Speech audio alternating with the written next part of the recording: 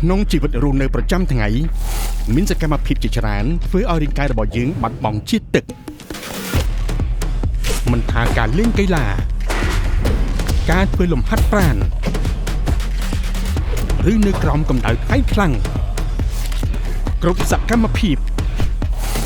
គ្រប់ការបញ្ចេញថាមពលសុទ្ធតែធ្វើឲ្យរាងកាយបាត់បង់ជាតិទឹកនិងសារធាតុអ៊ីយ៉ុងពីក្នុងខ្លួន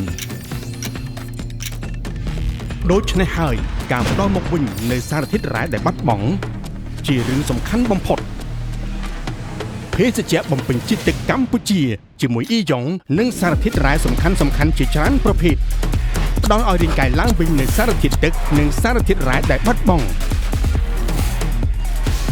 បំពេញថាមពលដើម្បីបន្តសកម្មភាពនិងឆ្ពោះទៅមុខជានិច្ច Cambodia Sport ភេសជ្ជៈបំពេញជាតិទឹកល្អសម្រាប់រាងកាយនិងសុខភាព